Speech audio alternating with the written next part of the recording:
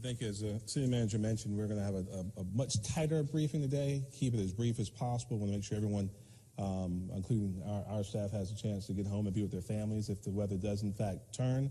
I would say our primary concern is with the families along the coast of North and South Carolina have lost their lives and lost their loved ones and suffered significant property damage. We keep them in our prayers, and we're going to continue to do everything we can here in the Midlands to make sure that our citizens stay safe.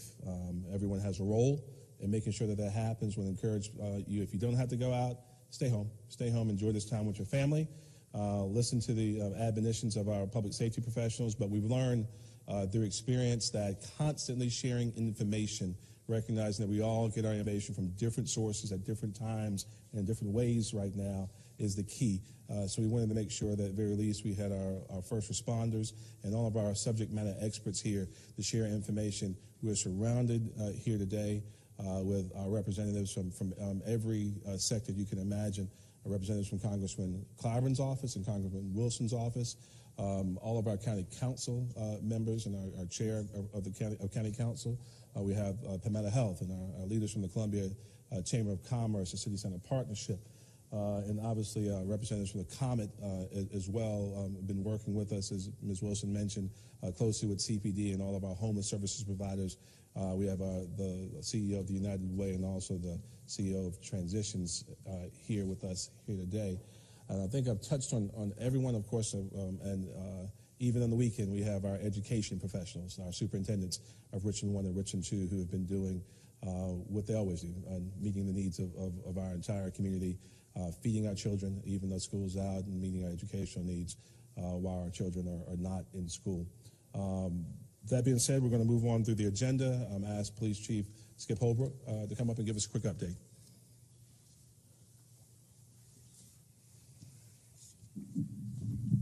Good afternoon. Briefly, reiterate what Ms. Wilson said. Thank you to our citizens. You heeded our warnings. You stayed off the street. It's allowed us to get where we need to be expeditiously, take care of public safety matters. Our status is everything's normal. We will continue to be up staffed through the evening.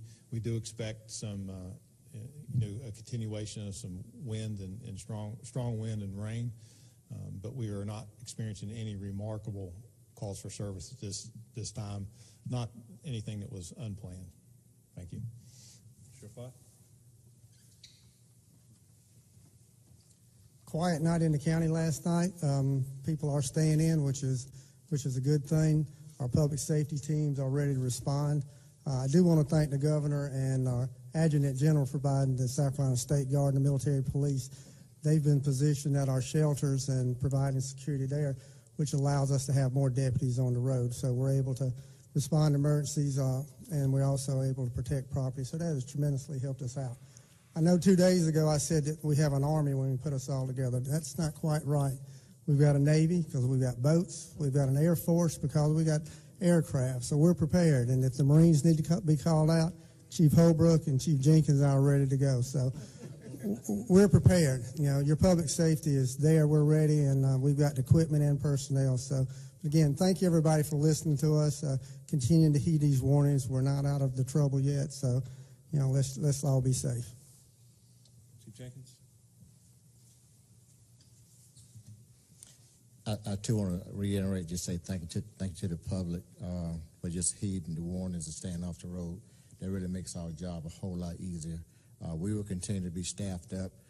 We still have our assault team and our water rescue team in place, and we'll continue to have that in place throughout this event. So, we haven't had many calls for service as far as weather-related. We did have a structure fire earlier this morning, but that was not a weather-related incident. So, again, thank you all for just doing what we've asked you to do, and we'll continue to serve you as we should. Assistant City Manager for Water, Shealy. Good afternoon. We are faring very well right now from a water and wastewater perspective, distribution and collection.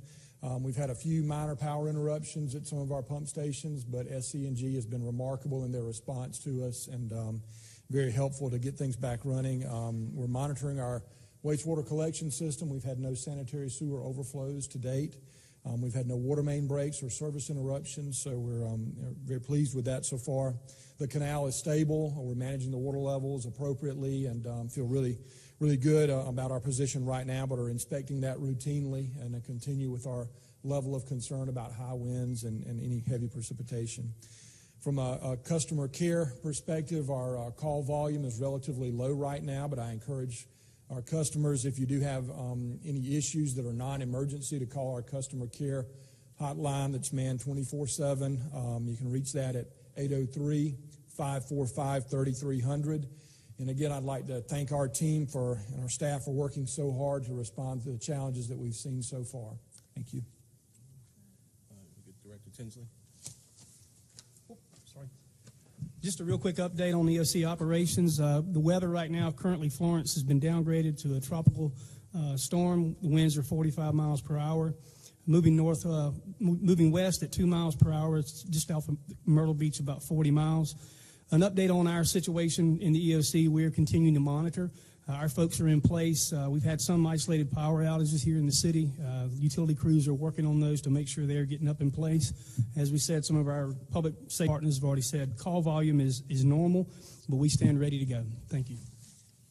And I think we're going to have a partner agency speak. I'm sorry, Robert Anderson. I apologize, Robert.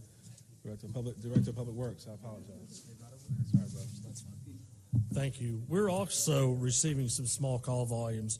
We want to thank the citizens for staying off the street, but we also want to thank them for notifying us. We've had about 20 calls for tree-related issues right now. Just got off the phone with our forestry superintendent, and we only have one road blocked, and the crews are there now. Our street division crews are rotating throughout the city right now.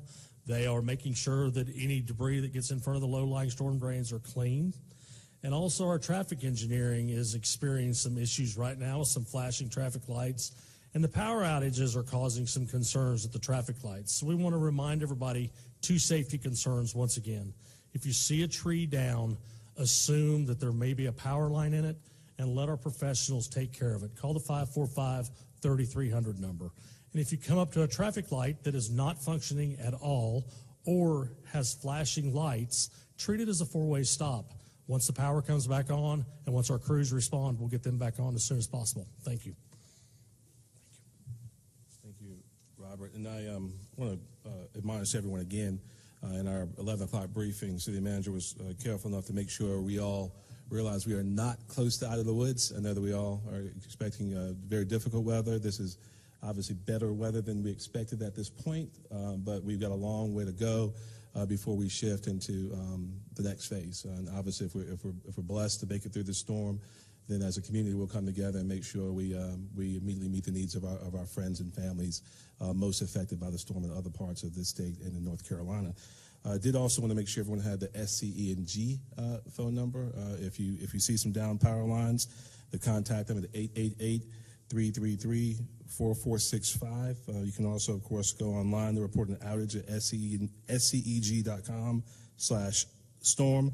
As of 11 o'clock, there were 1,419 folks without power in Richland County, 248 of them in Columbia, most of them focused in the southeast to eastern side of town. And I know that SCG is working diligently to get those folks back up and running. I want to shift to some of our partner agencies to share any specific updates. No one's compelled to speak, but if there's something that you want to make sure the public has let's make sure that they have it. Madam Chair, did you want to say something? Thank you. Good afternoon. I'm Joyce Dickerson, Chair of Richland County. On behalf of Richland County, I have several of my colleagues here with me today, and we are here to let you know that we are constantly in communications with the sheriff and with the mayor and all of the city officials to make sure that we are working together to make sure that this county and this city is safe. And therefore, we've got lots of people in the area working in public works, doing an assessment of the area throughout the county, and we just want you to know that we're here to make sure to show our support to all of us, showing that we're all working together to make sure that our citizens are safe. Thank you very much. Thank you so much, Madam Chair. Dr. Davis, for Richland 2. Thank you, Mr. Mayor. Just as an update, at about 2 p.m. on tomorrow, the Richland 2 executive staff and superintendent's cabinet will be holding a meeting, phone conference to discuss and assess the situations in our particular school district and area so that we can provide you with information relatively quickly as it relates to Monday. But just as a reminder, the school districts are closed by the order of the governor, and so if that order is not lifted, we would not have an opportunity to open schools on Monday. Should schools not open on Monday, but it is safe to continue to have lunch services provided for our students, we will continue to provide lunch services at both Dent Middle School and Ridgeview High School. As conditions continue to improve, we'll continue to assess those conditions by sending out our operations and logistics team as well as our security forces to look at our property and our schools and structures to make sure those places are safe and secure for our students, as well as our roads and pathways to ensure that our students get to and from school safely.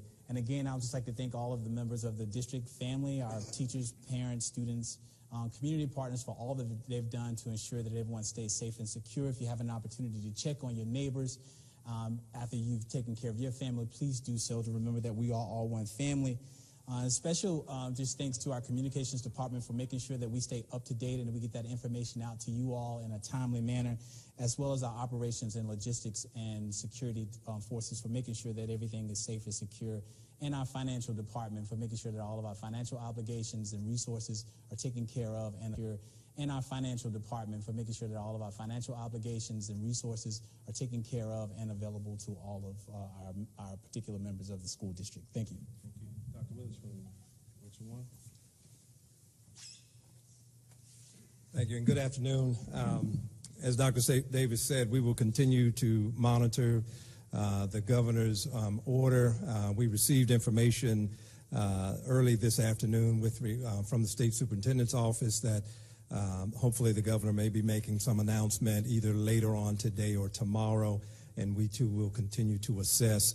Our security and our safety and maintenance folks have been out, of course, throughout this time monitoring. We did have in the single digits a couple of folks that visited Lower Richland High School during the storm, and our folks are there now, and we'll continue to monitor. We had a relatively tree to fall at Gaston Elementary.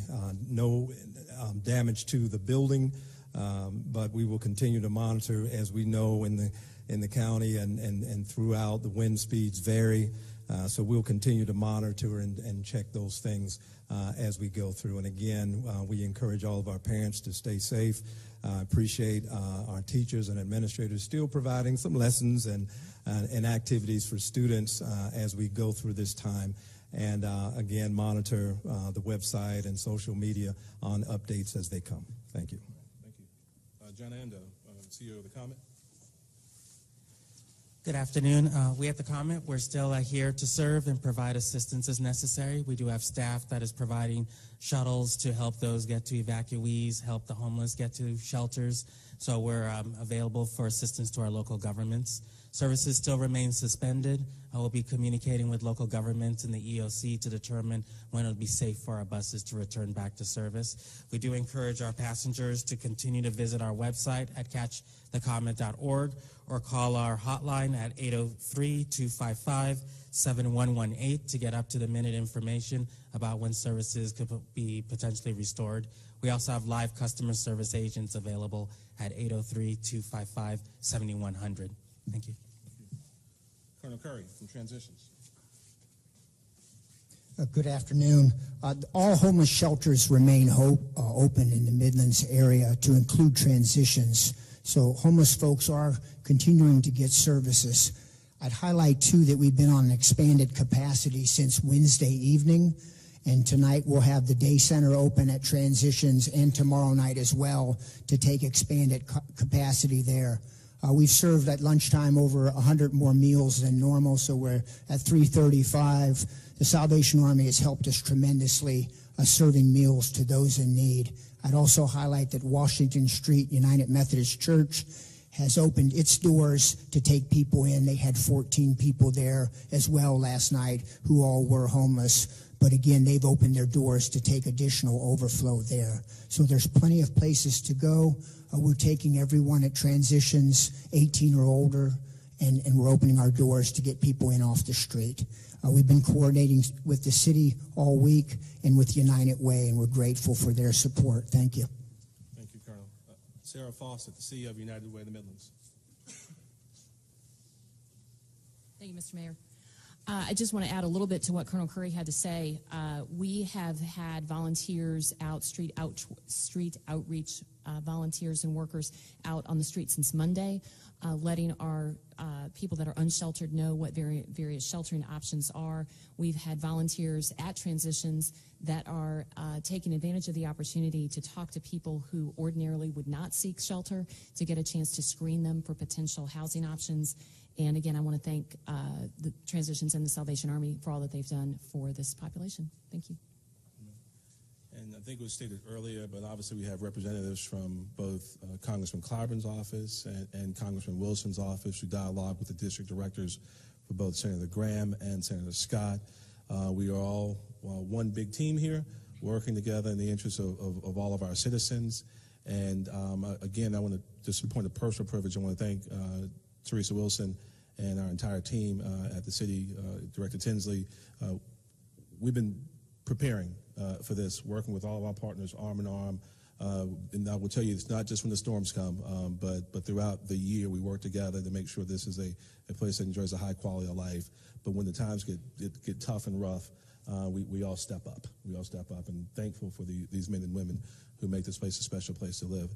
Unless someone else has a report they want to give or a statement to make, we can go straight into any questions that the press might have. I missed something? Okay, please, go ahead, dear.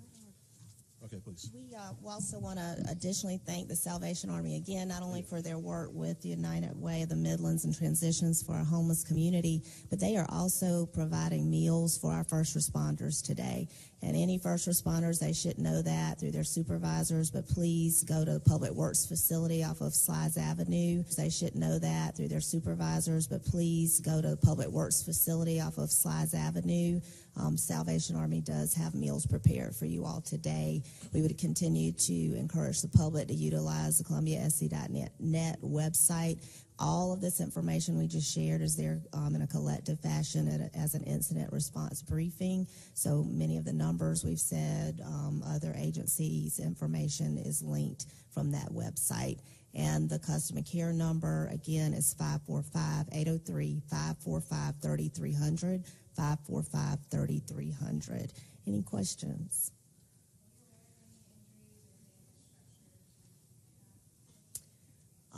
I know we have one firefighter as of yesterday who suffered a rolled ankle, Chief Jenkins. No broken bones.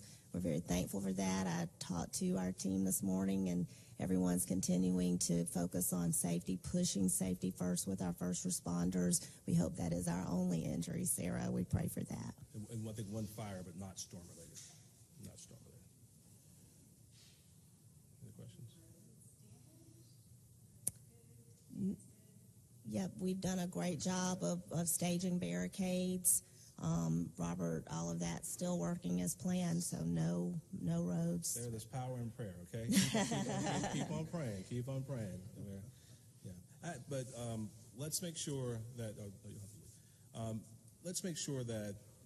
we remain vigilant and realize that we are not out of the woods yet. So everyone, let's continue to follow protocols.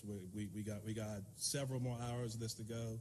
I think it looks like Harry maybe calls. We got several more hours of this to go.